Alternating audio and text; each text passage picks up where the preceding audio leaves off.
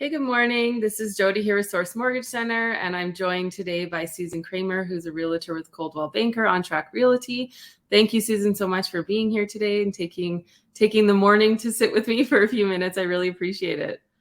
Thank you for having me, Jodi. Yeah, for sure. And so, Susan, today we already talked about in a previous session about closing costs related to selling a home. But I'm curious because I obviously have clients who also buy, and they're wondering what can they expect for closing costs when they're purchasing a home. So do you mind sharing with us some insights there? Sure. It's interesting. They're different, but they're the same. So there are some that are very similar and some that are not. So, Mhm. for example, some buyers don't realize you don't pay a realtor. The realtor is actually paid by the person whose home you purchase. Mhm. So no fees there. You do have legal fees, though, and disbursements the same way that you would when you're selling your home. So the legal fee is pretty easy to predict, but it's not the only thing you'll pay a lawyer. You'll also pay disbursements. So he will pull title on it, or she will pull title on a property to make sure that the person attempting to sell it is the actual owner. Mhm. They may have things like photocopying costs, they may have postage, they may have courier costs.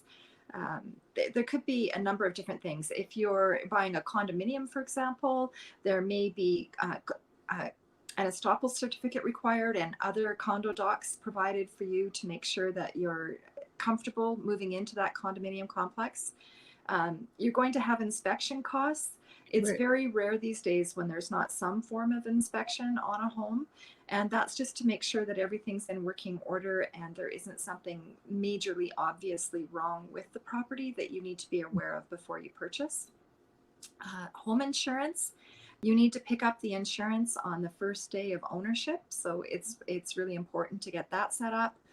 Uh, Mortgage default insurance, when you go to get your mortgage, you're going to be needing to look into that mortgage default insurance as well, and we've got a session on that that goes into that in quite a bit of detail and explains it really well, so maybe look for that session. An RPR is a real property report, and it tells you where everything is located on the property. And if something is really close to a property line, for example, you may want to check, or your lawyer will check to make sure that there's an easement in place to make sure that that building is where it needs to be on the Right. property. Uh, if there's no RPR, then it's a good thing as a buyer to ask for title insurance. And typically the seller will offer title insurance, but if they refuse to, it's probably a good idea for you to pick some up, because Mhm. the title insurance will protect you if something is in the wrong place. And then the city has to come along and do something that's going to impact that building or that structure. You're Yeah. covered through your title insurance to have it rectified. Yeah. Uh, Property appraisal. It's a really, sometimes the mortgage broker will ask to have their own appraisal done of the property, and they'll forward that cost on to you depending on who your lender is. You're going to have costs to switch and set up your utilities in the new property. Some utilities actually ask for a deposit. Uh, then if it's a brand new build that you're purchasing, you could have GST to pay. You could be eligible for a partial rebate on that GST, but bank on having to pay that 5% of your cost. And then finally, just like as a seller, you're going to have moving costs. Right. Because you got to get yourself, even if it's just pizza to pay your friends, you got to get yourself from A to B. Right. Okay, Yeah. well, thanks so much, Susan. That's really helpful. And I guess, I mean, when you sit down with a buyer, you probably go over all of these different costs with them so that they're prepared Yeah. financially, not just for their, obviously the down payment, but what else is involved with the expenses of purchasing a home and moving.